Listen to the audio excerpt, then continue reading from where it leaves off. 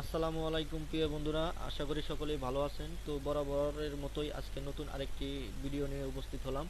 তো আজকের ভিডিওতে আপনাদেরকে দেখাবো যে আপনারা এক্সেল শিটে কিভাবে পেজ লেআউট করবেন, কিভাবে একটি ফরম্যাট তৈরি করবেন এবং কি ফরম্যাটে কিভাবে আপনারা বিভিন্ন কোম্পানির নাম দিয়ে হেডার তৈরি করবেন। তো কথা না বাড়িয়ে আসেন চলে যাই আমরা নতুন একটি এক্সেল শিটে।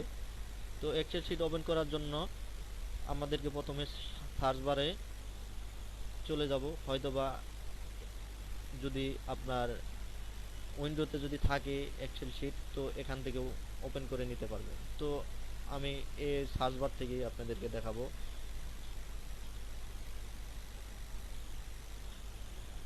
তো এখানে এক্স লেখার সাথে সাথে দেখেন সাজেস্ট করছে আমাদেরকে এক্সেল। তো এখানে ডাবল ক্লিক করে আমরা একটা শিট নিয়ে নিব। তো এটা একটু ম্যাক্সিমাইজ করে আমরা বড় করে নেব। এখন আমরা প্রথমে পেজটা লেআউট করে নেব। তো পেজ লেআউটের জন্য আমাকে ইনসার্টের পরেই দেখেন পেজ লেআউট অপশনটা আসছে। তো এখান থেকে পেজ লেআউটে চলে যাব, এখান থেকে মার্জিন দিয়ে নিব। মার্জিন দেওয়ার পরে এখান থেকে পেজ সাইজটা দিয়ে দেব A4। মোটামুটি আমাদের পেজটা লেআউট হয়ে গেছে, দেখেন এই যে মার্জিন, পেজের চারপাশে কিন্তু মার্জিন হয়ে গেছে, এই যে মার্জিন, নিচেও দেখেন মার্জিন হয়ে গেছে। তো পেজটা লেআউট করার পর আমাদের দেখার সুবিধার্থে একটু জুম করে নিলাম। তো আমি চাচ্ছি যে এখানে উপরে কোম্পানির নাম থাকবে, ফরম্যাটের উপরে কোম্পানির নাম থাকবে, তারপরে থাকবে কোম্পানির অ্যাড্রেস, তারপরে কোম্পানির কোনো রেজিস্ট্রেশন নাম্বার হয়তো বা ফোন নাম্বার থাকবে। তো এর জন্য আমাকে এখানে কোম্পানির নামটা প্রথমে দিয়ে দিব। আমি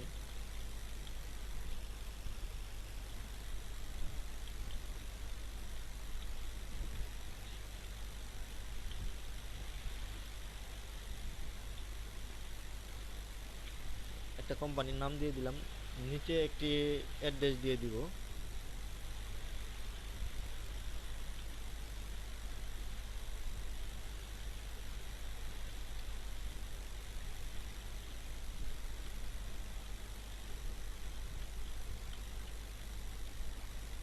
অ্যাড্রেস দিয়ে দিলাম, একটা অ্যাড্রেস দিয়ে দিলাম। তো নিচে দিয়ে দিব একটা ফোন নাম্বার দিয়ে দিব, কিংবা রেজিস্ট্রেশন নাম্বার দিয়ে দিব। রেজিস্ট্রেশন নাম্বার দিয়ে দিলাম, একটা ফোন নাম্বার দিয়ে দিব।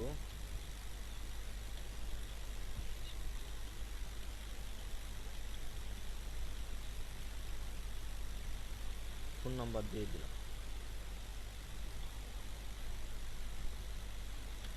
একটা ফোন নাম্বার দিয়ে দিলাম।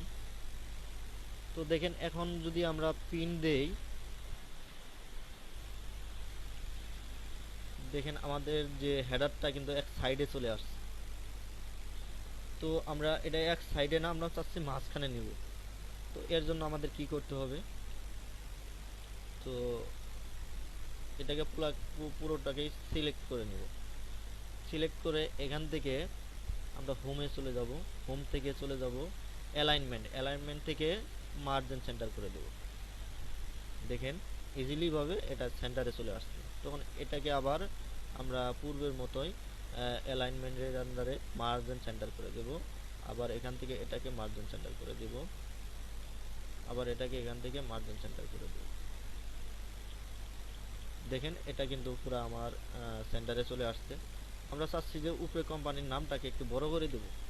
এর জন্য আমাকে কি করতে হবে, এখান থেকে আমার টেক্সট সাইজে, তো ফন্ট সাইজে চলে যেতে হবে। ফন্ট সাইজে থেকে দেখেন এখান থেকে আমরা ইজিলি ভাবে ফন্ট সাইজটা ছোট থেকে বড় করতে পারবো। দেখেন বড় ছোট বড় হয়ে গেল, দেখেন ছোট বড় হয়ে গেল, ছোট বড় হয়ে গেল। ফন্ট সাইজটা চাচ্ছি আমি 24 দিয়ে দিব, 24। আমরা চাচ্ছি যে এটাকে একটু বড় করব। আমরা আবার কিন্তু এখান থেকেও করতে পারবো, ইনক্রিজ ফন্ট সাইজ, এখান থেকেও কিন্তু চাপ দিলে দেখেন বড় হয়ে যাচ্ছে। তো ফোন নাম্বারটা একটু বড় করব। এখন আমরা ইনক্রিজ ফন্ট সাইজ, এটা বড় হয়ে গেল, কিন্তু আমরা কিন্তু এখান থেকেও কিন্তু ছোট করতে পারবো। এটা হচ্ছে ডিক্রিজ ফন্ট সাইজ, এখান থেকে ছোট করতে পারবো। তো এভাবে আমরা ফন্ট সাইজ ছোট করতে পারবো। আমরা একটু ফন্টের কালারটা দিতে চাচ্ছি, ফন্টে একটা কালার দিতে হবে। দেখেন এই ফন্ট কালার আছে এখানে, এই যে ফন্ট কালার, এই যে ফন্ট কালারে চলে গেলে এখান থেকে একটা কালার দিতে পারবো। এখান থেকে আমরা একটু চাচ্ছি যে এই ফোন নাম্বারটার পুরো একটি ফিল কালার দেওয়ার জন্য, ফিল কালার, ফন্ট কালার দিব না, দিব একটা ফিল কালার। তো আমরা এখান থেকে একটা ফিল কালার দিয়ে দিতে পারি। ফিল কালার, এটাকে বলে ফিল কালার, আর এটাকে বলে ফন্ট কালার। তো আমরা চাচ্ছি যে এখানে আমরা একটা টেবিল নিব, কয়েকটা থাকবে, একটা টেবিল নিব। তো এখান থেকে টেবিল নেওয়ার জন্য আমাদেরকে চলে যেতে হবে, এখান থেকে সিলেক্ট করবো এইটুকু একটা টেবিল নিব। এখান থেকে আমরা চলে যাব, এখান থেকে বর্ডারে চলে যাব, বর্ডারে চলে যাব, এই অ্যারো চিহ্নতে চলে যাব, অ্যারো চিহ্ন থেকে গিয়ে এখন আমরা চাইছি অল বর্ডার, চাচ্ছি অল বর্ডার, অল বর্ডার দিয়ে নিব। দেখেন সবটাই একটা টেবিল হয়ে গেল।